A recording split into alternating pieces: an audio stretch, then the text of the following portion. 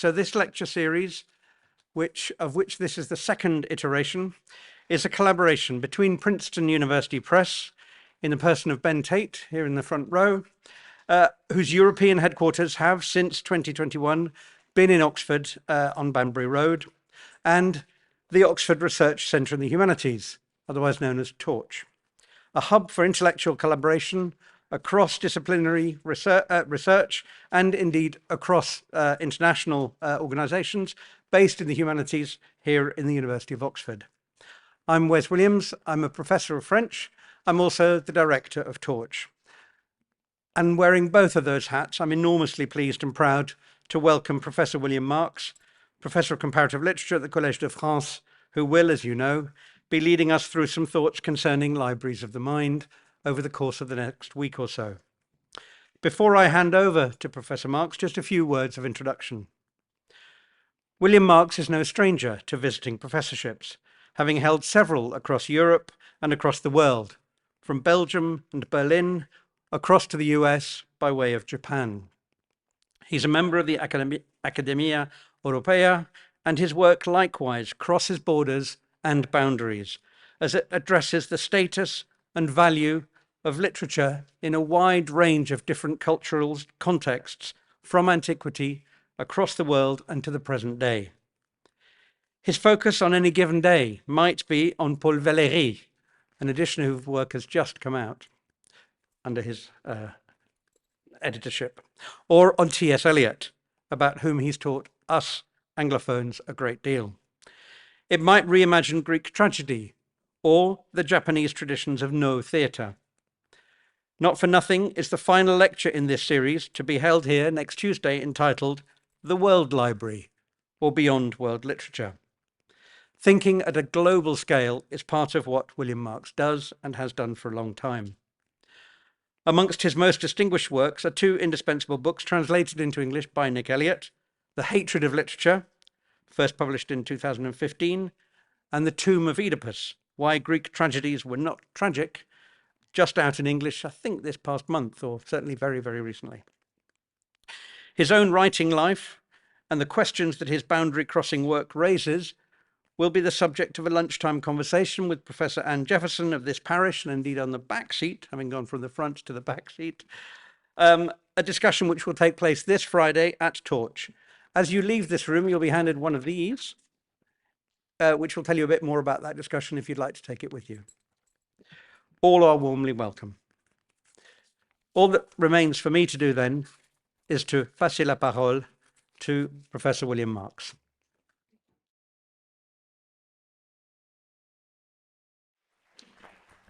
Thank you, Wes, for this very kind introduction and for the invitation, of course. And I would like also to thank Torch in general and the Princeton University Press and Ben Tate for this invitation to give the second series in those lectures. I'm very much honored to be here today and to see that you have braved the storm just to be there. Well, I'm quite flattered, I must say.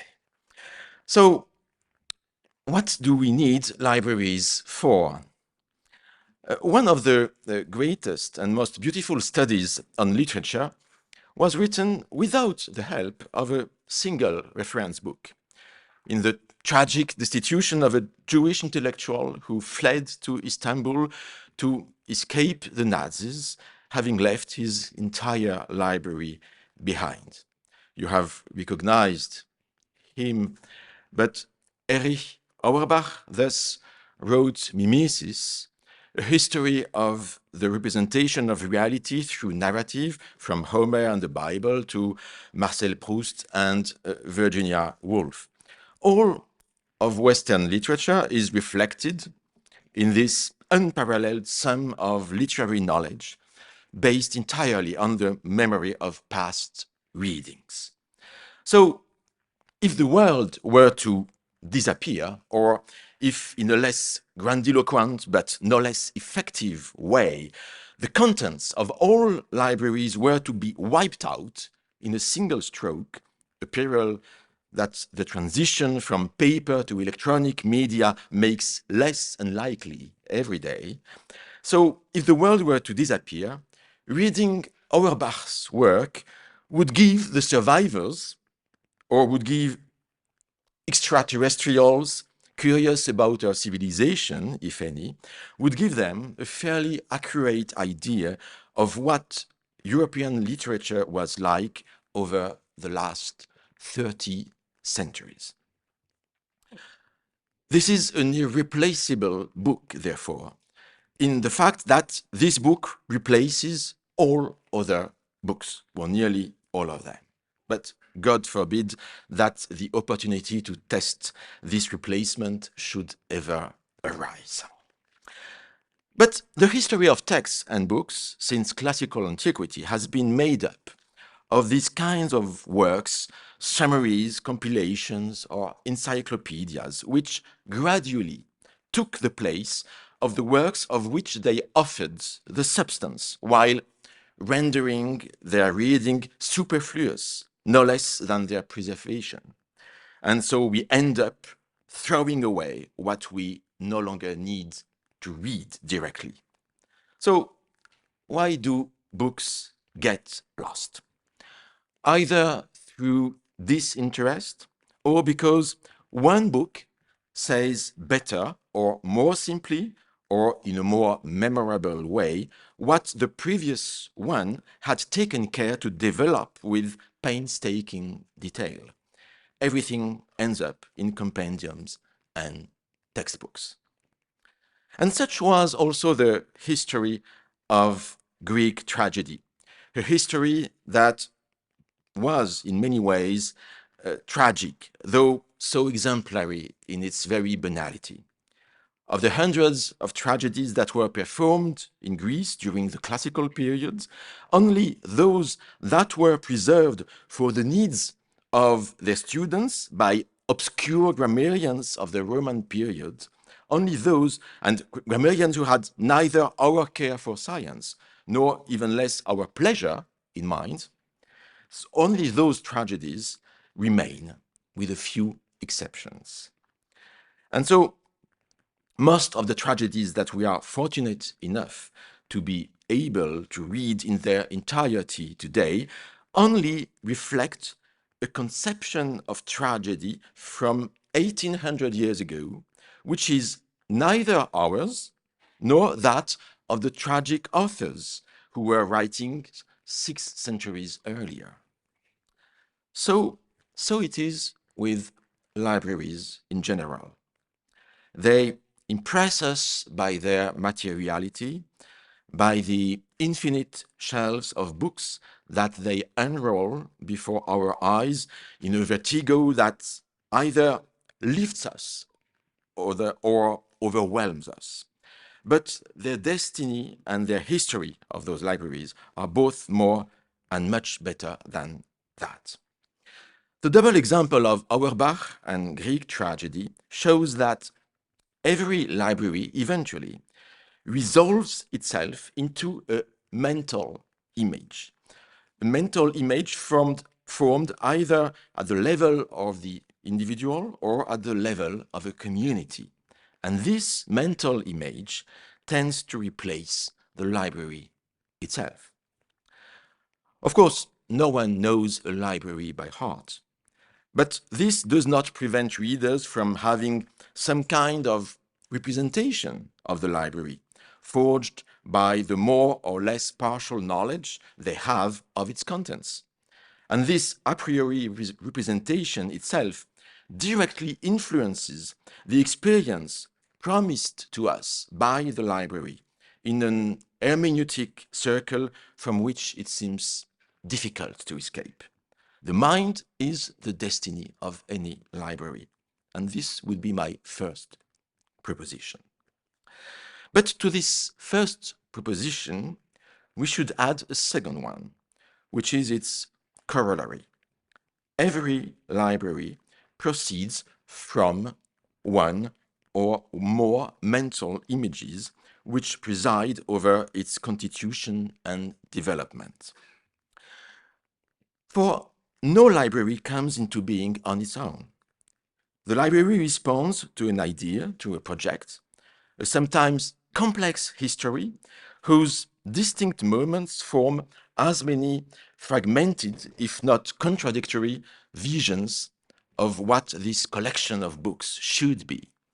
Each library we know embodies the multiple and diverse intentions of their founders and the long lines of their librarians, intentions that are sometimes contradictory and left undefined.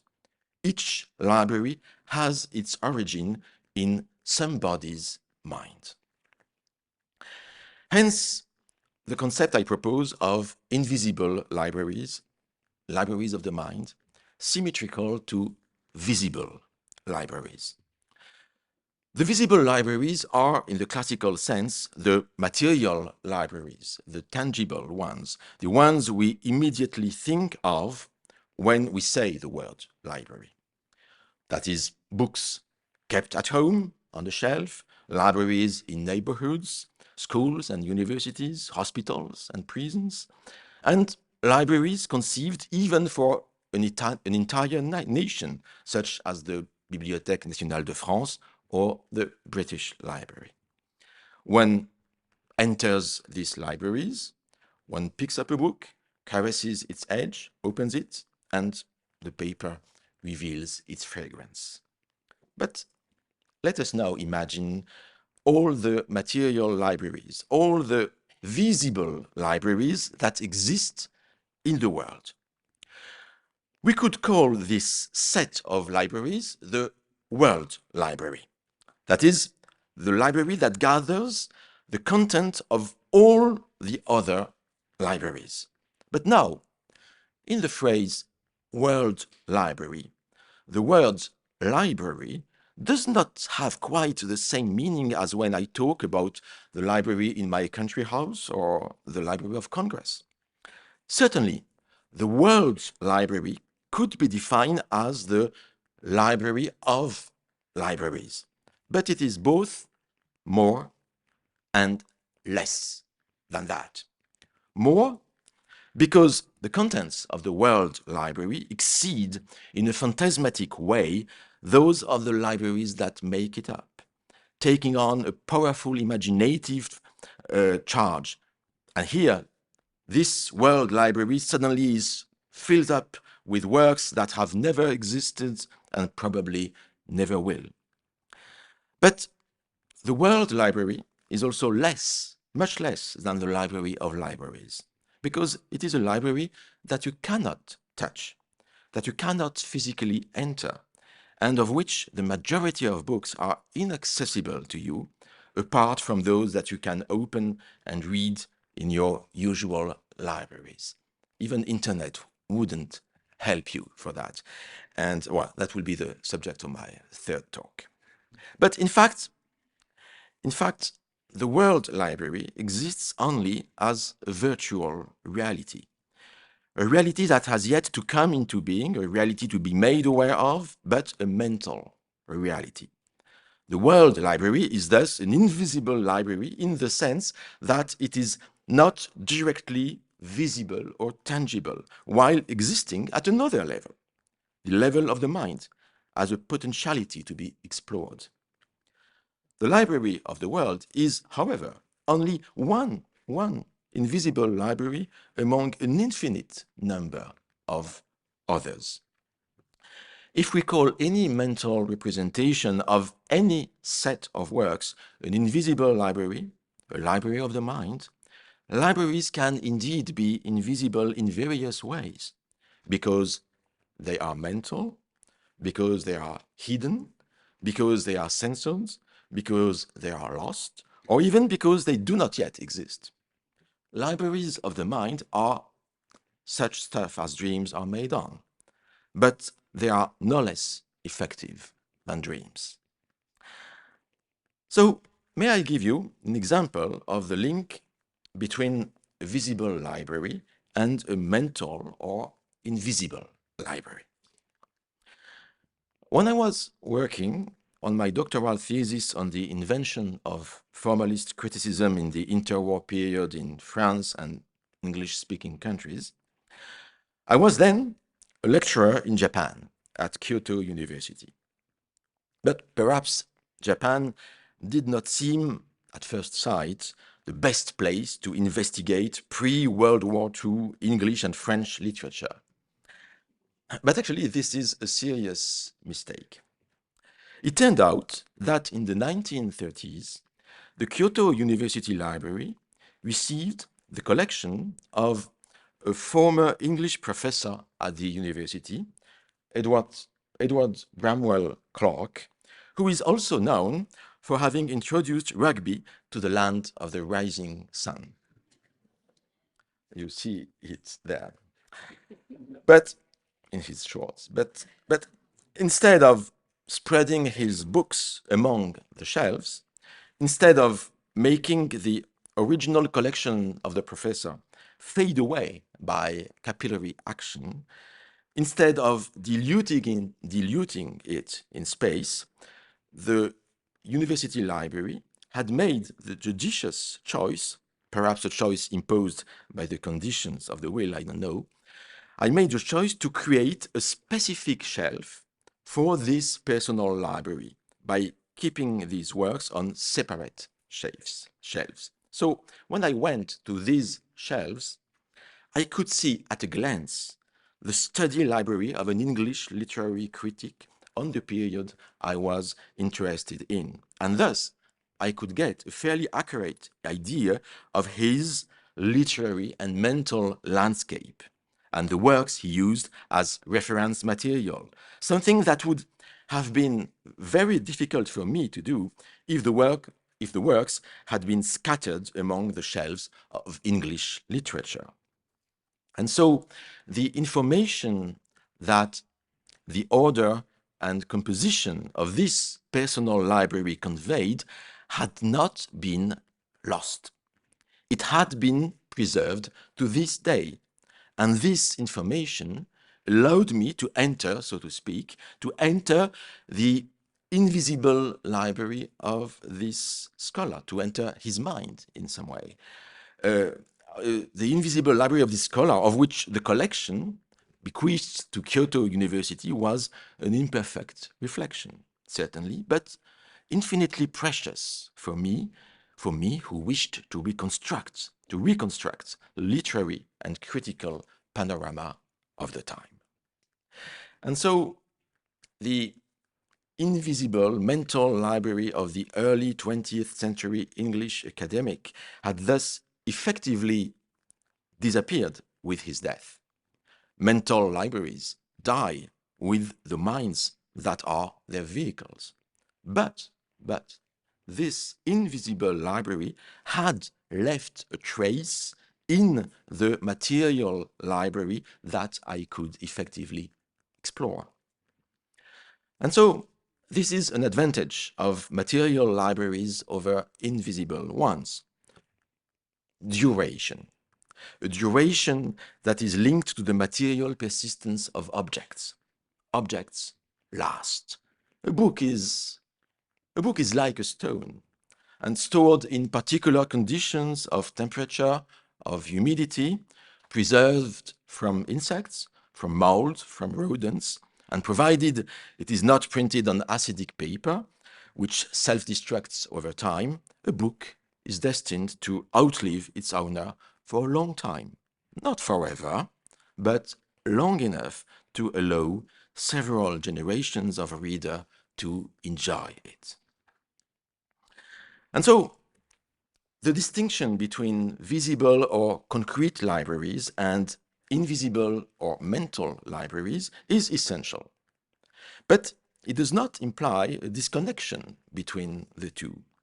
On the contrary, between visible and invisible libraries, between the texts that are stored in the stacks and those that haunt a reader's mind, or those that are referenced in the collective memory, the link is fundamental, albeit problematic.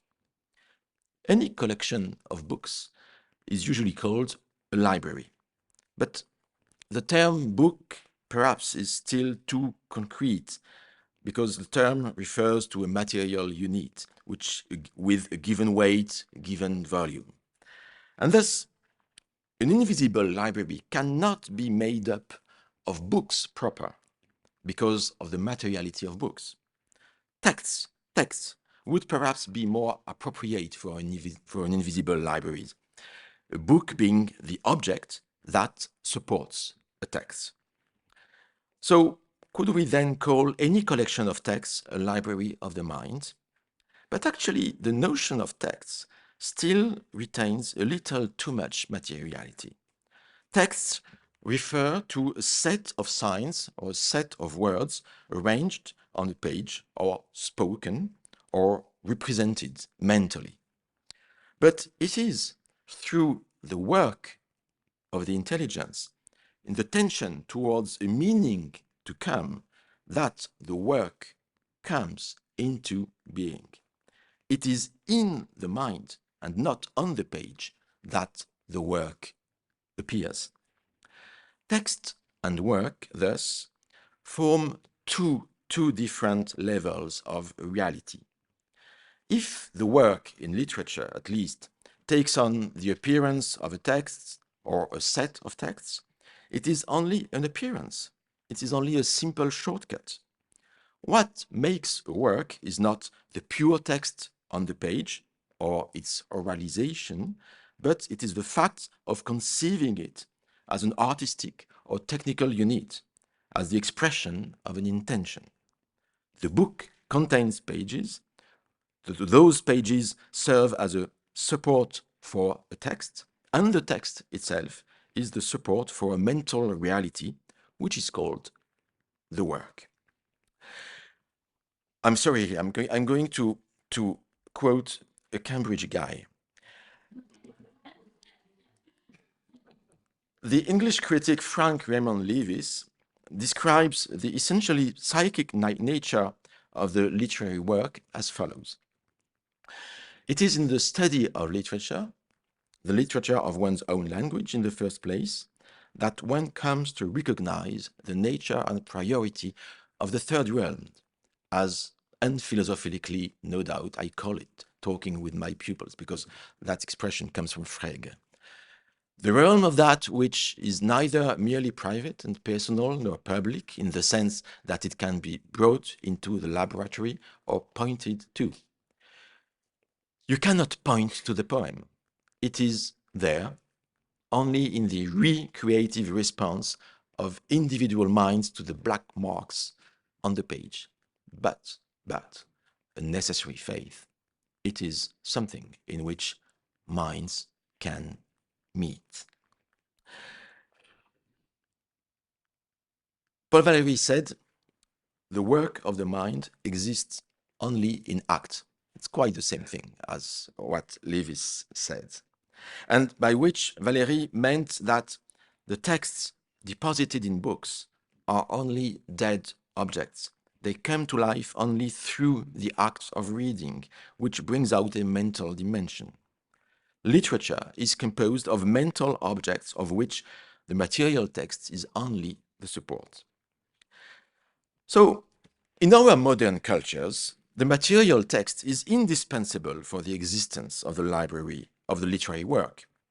Just as we need books to be able to read and discover works, the immaterial library has become inseparable from the material libraries. But, as you know, this was not always the case. The poems attributed to Homer first lived as an oral tradition before being fixed in written texts. In traditional Brahmanic culture, it was forbidden to put the sacred texts, the Vedic poems, into writing. They would have been profaned. The Vedic texts were transmitted for centuries by an oral tradition of extreme precision, since the ritual was deemed to be vain if a single letter of the poem was ever altered during its recitation by the priest. Brahminical teaching was intended to transmit the contents of the entire Vedic library down to the letter through recitation. And neuroscience tells us today that the areas of the brain that process reading are the same, exactly the same, as those that deal with oral language. They are the areas of linguistic comprehension. Written text, oral text. The difference does not matter because beyond the text, it is the understanding of the meaning that makes the work appear. And so it is thus possible to conceive of libraries that are exhaustive, although totally immaterial, deprived of a concrete medium, paper or electronic. However, those libraries can only exist within the framework of an ad hoc social organization with the support of a community dedicated precisely to the maintenance and safeguarding of this immaterial library. So in archaic Greece, it was the Ides, and in India, they were the Brahmins. Such intangible libraries could not survive the suppression or the transformation of the social organization on which they depended, unless they were first duplicated on a written medium. And so it was with the Homeric poems, not all of them, and for the Vedas. But how many other purely immaterial libraries without a written medium sank over the centuries? Well, the question opens up a dizzying abyss in our history. But sometimes it was enough for an investigator to appear here or there. Charles Perrault in France in the 17th century, or the Grimm brothers in Germany in the 19th century, to bring to light works that would otherwise have perished and from which all trace would have been lost. That is, folk tales in this case. So ethnological or pre-ethnological research crystallizes and precipitates to the bottom of the glass, that is, to the bottom of the books, what previously only existed in fluid and invisible form as mental realities existing only in memories. But it should not be believed that invisible and immaterial libraries were reserved only for supposedly primitive, archaic civilizations deprived of writing. In truth, far from being the privilege of oral civilizations, the invisible library is the general and even the universal case. For the appearance of material libraries does not suppress immaterial or mental libraries. Material libraries merely provide a support for immaterial libraries. They prolong and extend them without replacing them. The fact that, as Paul Valéry said, the fact that the work of the mind exists only in act applies to all civilizations, whether oral or written. So we can therefore try, initially at least, to think of the invisible library on the model of the visible library by trying to identify common structures. So we can try to question the invisible library, the library of the mind, on the basis of what we know about the visible library.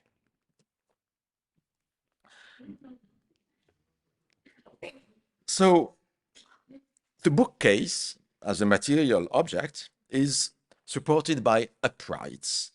It is placed against a wall. But what is the basis of an immaterial reality? What social structures guarantee its existence and durability, if there is any durability? What culture is it based on? So let us start with the basic unit, the shelf. Material bookcase is made up of superimposed shelves, I take here the model of our modern libraries designed for codices. But it would be different for scrolls, since scrolls contains a different imagery, even a different materiality. But the libraries of the mind are also made up of shelves, but invisible and intangible shelves. But shelves not without reality. Shelves without boards to assemble, without screws, and without nails, of course. The principle of a shelf is to create a proximity between books. And this spatial proximity also means, in the well-organized library, a mental proximity, an ideal proximity. And it is the librarian's art, what we call librarianship, to reflect a mental geography of the works through the classification of the books, through their spatial arrangements. And the physical order would thus refer to an ideal order linked to the content of the books, or to their origin, or to their authors.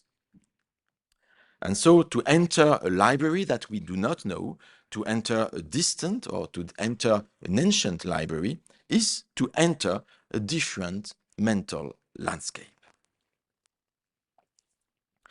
I would like to give you an example. The example of the Palatine Library in the city of Parma, Italy. It was founded in 1762 by the Dukes of Bourbon, and its catalogue was conceived and written by the scholar Paolo Maria Pacciaudi. There is a double map of this library, a double map which visitors can still consult at the entrance to the room. First, there is a plan, a map of the physical organization of the premises and the distribution of the books into in the corners, in the shelves, etc. Each shelf, each niche, each corner is assigned to a specific type of book, Bibles, theology, church histories, and so on. But there is also a second map of the library, this one on the top. This time describing the mental organization of the works, the Syntaxis Bibliothecae Regiae Parmensis, the ordering of the Royal Library of Parma. And this second scheme reflects the classification of the contents of the works, that is, the organization of knowledge into several classes. Those classes are themselves subdivided into sections and subsections. Theology, nomology, that is law, sciences, with philosophy at the top of sciences, history, philology, arts, and techniques. And so, in this 18th century classification, my question is, as a literary scholar, but where is literature? First, surprise, the class corresponding to what we call literature today is not called literature in the Parma library, but it is called philology. And it is divided into 15 sections as follows. And well, this is not very readable, so here's a version that is more readable. First, you have grammarian and orators, G, then treatises on oratory and poetry, then Greek and Latin poets, then on the same class, modern poets, so Italian, French, Spanish, and finally, all together, English, German, Belgium or Dutch, and exotic. Then there is the prose, poesis prosaica, the fabulist and novelists, erotic and satirical poetry, that is the L section. Then the M section, mythology, emblems, and hieroglyphs. Then the N section, inscriptions and mottos, coins. Then the O section, polygraphs, critics and dialogists, apologetic writers, collections of apophthegms. Then the sacred and secular epistolary writings. Then the Q section, literary history, literary polemics, and the lives of scholars. Then the R section, proceedings of the great European academies. Then the S section, literary and political ephemera, the dictionaries and encyclopedias. Then the V section, bibliographies, catalogs, typographical works, and finally, the X section, the ultimate catch-all car in this somewhat heterogeneous enumeration in our eyes today, the miscellaneous pamphlets from various disciplines. Sorry for this long list, but it is how it is written in the main catalog, in the syntaxis. So clearly, such an organization of works does not correspond to our own mental mapping of literature. It is not that literature in the modern sense is absent from this syntaxis, since a place for it is explicitly reserved for novels, for instance, under the L section. But you know that in the 17th century, scholars and scientists were very critical of fiction and only reluctantly admitted it into their libraries. So it is just a small part of what we call literature is there. It is just lost into the whole list. But without novels at the center, without fiction, would there still be literature for us moderns, I say? Actually, what we call literature today would more or less coincide with the sections G, and I put them in blue, okay, with sections G, H, I, K, L, and then O, P, and Q. Approximately, that would give us an idea of what we call literature today, more or less. But inside this list, you have the sections M and N, which are quite different. M and N, namely mythography, emblems, hieroglyphs, inscriptions, and coins, would not be part of what we call now literature, even though they are here physically and intellectually intercalated in the series that appears to us as literary. And so my proposition here is that we could call the entire series from G to Q with the sections M and N, we could call this series pre-literary, in the sense that this set represents an organization of discourse prior to the historical appearance of the concept of literature. Because you know that the concept of literature appeared at the turn of the 18th and 19th centuries.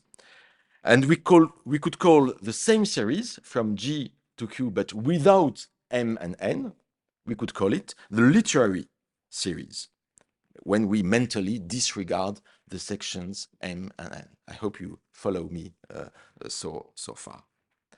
So, the pre-literary part of the catalogue, from G to Q, is in fact the intact relic of what in the 17th and 18th centuries was known as belles lettres.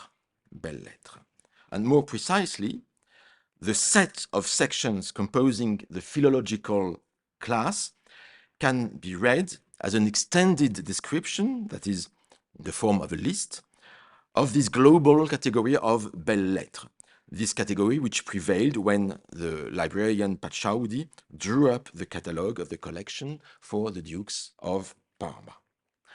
So, for us, the Palatine Library of Parma bears witness to an obsolete organization of knowledge and discourse. This library is haunted.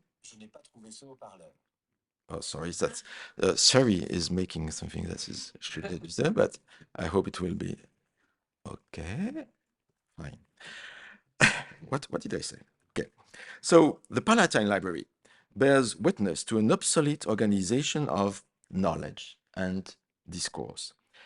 The library is haunted by the ghost of an ideal world order, a world order which manifests itself only to the medium capable of perceiving it, and in this case, the medium is the historian of ideas and cultures.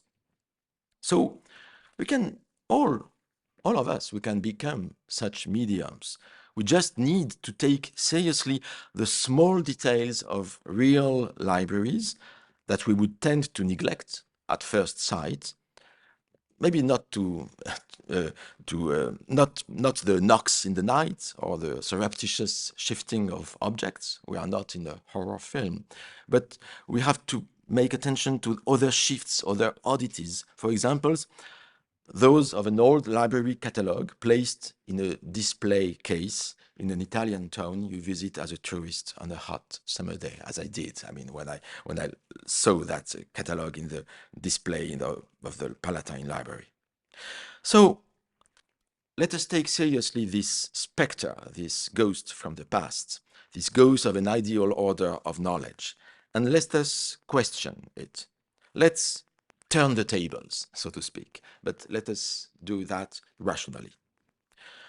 The question posed by such a pre-literary organization of knowledge is this: what difference does it make to the conception of literature that, for an early 18th century scholar, it included mythography, emblems, inscriptions, and mottos? Such a structure of knowledge was not unique to the Palatine Library in Parma. Even today in France, the name of the Académie des Inscriptions et Belles-Lettres, which was founded in the 17th century, reminds us of the historical proximity of belles-lettres and epigraphy and inscriptions. But this is much more than a history of neighborhood. Mental objects do not exist individually. Mental objects are constituted in networks, which determine their meaning, which determine their value, their function. The proximity in the catalogue of epigraphy and literature, in the modern sense of the term literature, suggests the existence of another relationship of the literary, or rather pre-literary work, to memory, to the institution, to the individual, and to form. I will specify that. So in the first row, you have the functions of pre-literature, that is literature including stone inscriptions and epigraphy, and then literature in the modern sense of the time. So the difference between pre-literature and literature is this. It is a difference in the function of memory. Like the stone inscription, the pre-literary work was here to stay. Writing participated in an effect of memorialization and monumentalization, analogous to that effect which inscriptions on stone aimed to achieve. And this function was itself explicitly inscribed in the duration of a tradition that went back to classical antiquity. But in contrast, modern literature values spontaneity, it values originality and the present moment. Memory and the continuation of the past do not constitute the essential priority of literature in the modern sense of the term. There is a difference with the role of institution. Like lapidary writing, the pre-literary work was sanctioned by an authority.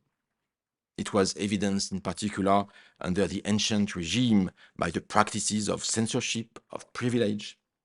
But conversely, modern literature flourishes in a regime of independence and freedom of speech, stemming from democratic revolutions. Writers want to present themselves as a counter-institution to authority and power. The importance of the individuals is different also in pre-literature and literature. The pre-literary writing, like epigraphic inscriptions, was not incompatible with anonymity. The author's personality was hidden behind the work. The author often adopted a conventional mask, and the use of this mask goes back to classical antiquity. And thus, the erotic Latin poems of Tibullus, Catullus, and Propertius did not necessarily recount the real adventures of the poet who spoke in the first person, but they portrayed a conventional character in a playful exercise. But also the poetic work attributed to French female poet Louise Labbé, may have been no more than the result of a game between male poets, as some historians recently conjectured, but it's still an hypothesis. But modern literature, so anonymity was quite the rule in pre-literature. But modern literature, on the other hand, values the individual author par excellence, according to an ideal of absolute sincerity of the author. It is organized, literature is organized around the figure of the writer, whose work is supposed to reflect his or her personality and most intimate nature. Biographical criticism, which was exemplarily practiced in the 19th century by Sainte-Beuve or by Leslie Stephen, would only be the most blatant illustration of this general literary trend to focus on the writer as a person. And last, the constraint of the form. Just as the inscription, the lapidary text, adapted to the space available on the stone, the pre-literary writing was constrained by the conditions of its production. It was always subject to social constraint. Writing was governed, for instance, by the systems of genres. On the contrary, the modern literary work claims a complete, if at least partly fantasized, autonomy from external constraints. The form and the size of the work are dictated, theoretically, only by the author's creative freedom, obeying its own logic without taking into account external demand. So we could certainly continue this game of differences between pre-literature and literature for a long time, in the position which I emphasize here freely, and the position based here on the catalogue of the Library of Parma. So from one writing regime to the other, the balance of genres is itself disrupted in comparison with our modern habits. Novels, you've seen that, which occupy a huge place in our eyes, was considered in the Palatine Library only as a fragment of a subsection. And the theater itself was not named in the list. It was integrated with poetry. But it is not the same to read poetry or novels when they are next to epigraphy or when they form a separate whole. If we do not imagine putting Mrs. Dalloway next to the corpus of Latin inscriptions or to a collection of medals, it is because for us, Virginia Woolf's work belongs to literature in the modern sense of the term. But this was not the case for the librarians of the Palatine Library. So, what implications does such a change of, ordering books, what does it have for our reading habits? To find out, we need only attempt a simple thought experiment by transporting ourselves mentally into the world of pre-literature and examining some of the leading novels from that world. For instance, Rabelais, Cervantes, and Madame de Lafayette. Let us consider these three works in the context of modern literature and imagine that in the Palatine Library we find the volumes of Rabelais, Don Quixote, and the Princess of Cleves in physical proximity to the epigraphic collections. If we do so, our reading of these three novels then changes. Suddenly, the Greek and Latin quotations that abound in Gargantua and Pantagruel no longer seem marginal to the text and to the plot of Rabelais, but they are central. And the same could be said of Montaigne. It is the text of the essays written by Montaigne himself. It is the text of the essay that is marginal to the quotations and not the other way around. And suddenly, Cervantes' novel seems to us a game about opinions, about doxa, about commonplaces, such as history, mothers of truth. I mean, that commonplace underlined by Borges in his famous short story Pierre Ménard. It is a game, Cervantes' novel, about those proverbs that Sancho Panza is so fond of. And suddenly, in the pre-literary world, we see that the fact that La Rochefoucauld, the author of the famous Maxime, the fact that he participated in the writing of Madame de Lafayette's novel does not seem so surprising, since Madame de Lafayette's novel, La Princesse de Clèves, is ultimately proposed as the illustration and fictionalization of one or more competing maxims of love, like the mottos struck on the back of medals. And actually, under the regime of pre-literature, there was nothing to prevent a work from having more than one author. Madame de Lafayette worked with La Rochefoucauld, and Shakespeare could collaborate, as we know, with other writers. The question of intimate sincerity and individual expression was then anachronistic. And so, through such a thought experiment, the Palatine Library of Parma throws new light on the pre-literary system on a whole, and on those works that we only call literary because of abuse and of terms and confusion of time. It shows how the organization of the immaterial library is reflected in the individual works.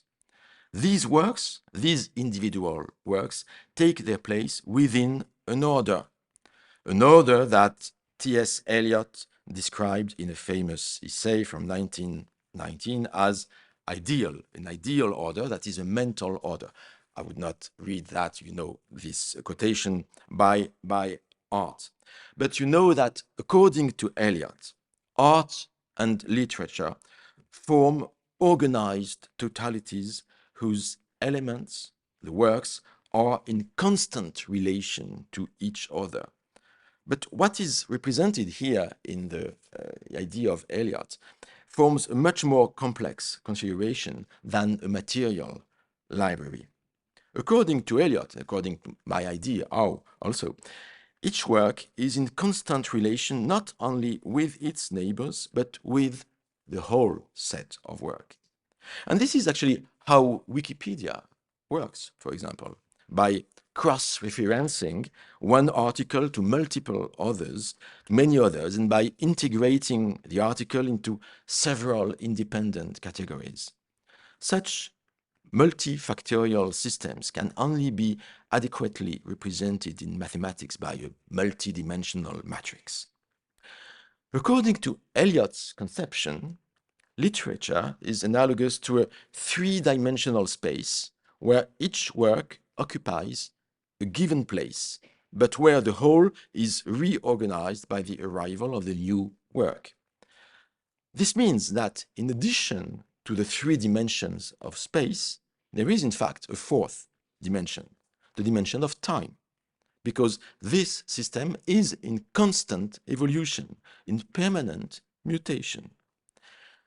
As a mental object or as an ideal library, literature is a system of multiple relationships between works whose internal organization is constantly changing according to the emergence of the new.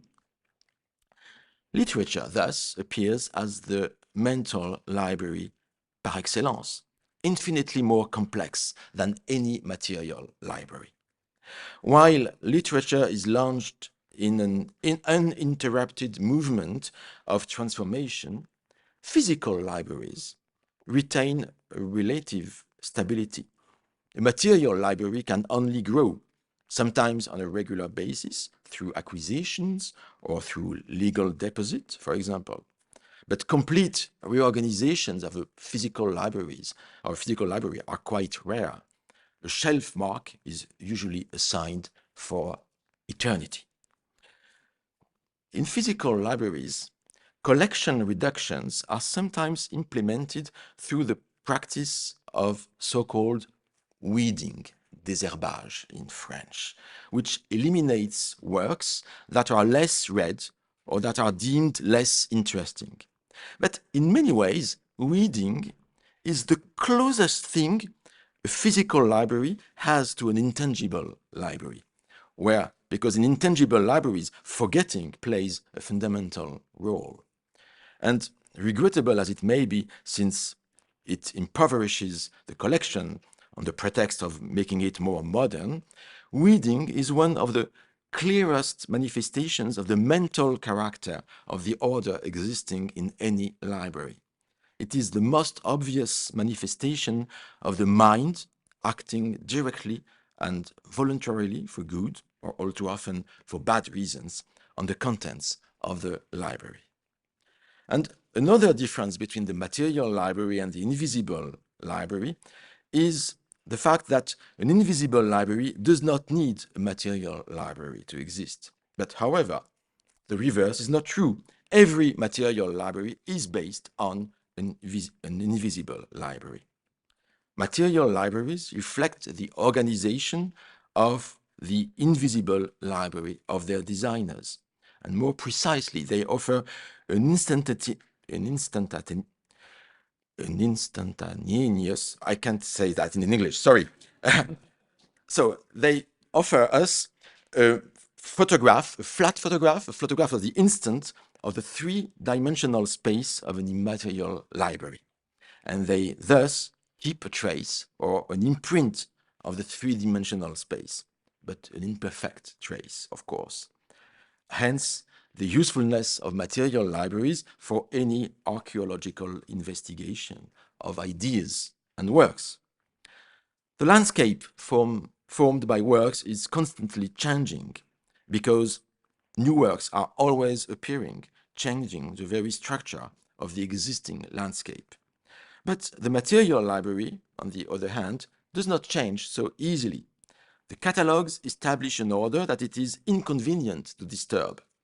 The material library can therefore be used as a testimony to an ancient order of the invisible library, an order that has now disappeared.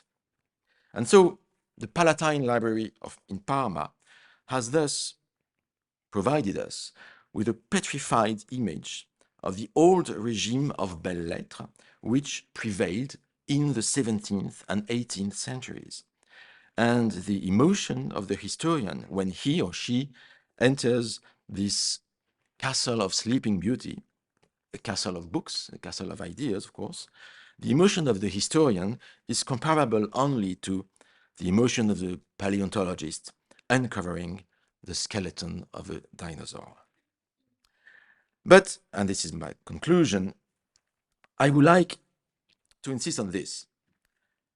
The libraries of the mind also lock us into orders and systems that are difficult to get rid of.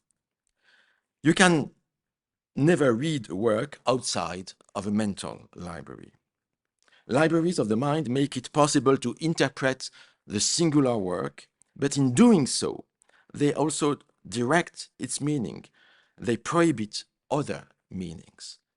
And depending on the case, those mental libraries may have more specific names. The names of tradition, of canon, of heritage, of inheritance, or those mental libraries, they come from simple individual habits.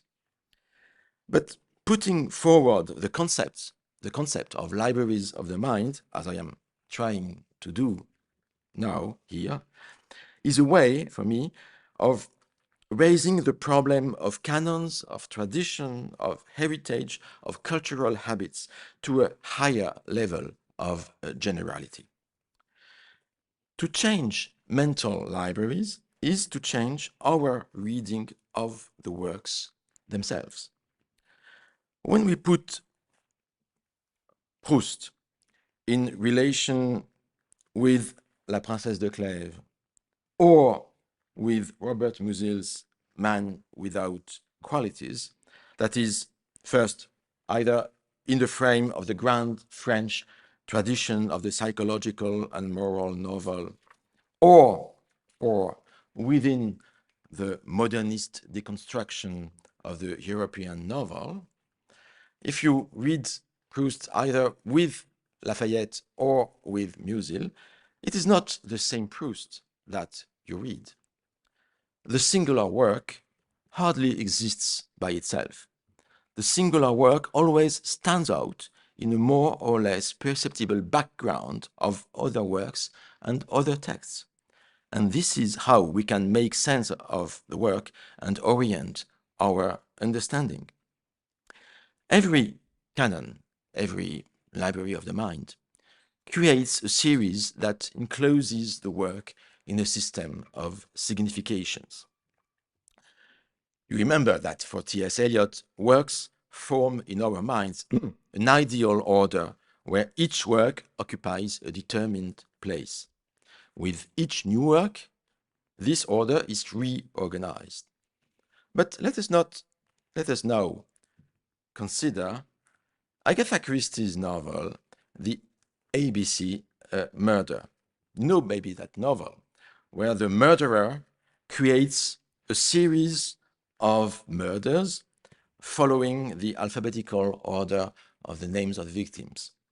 But it is actually, in fact, it is a deception, because of the multiple crimes committed by the murderer, only one really matters for him.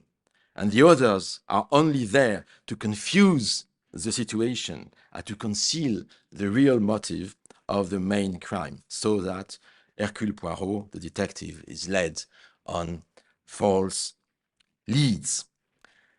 Well, I'm sorry just to waste the end of the novel. But I thought it was so famous. But likewise, every series of texts creates its own meanings and leads the reader to a specific type of interpretation.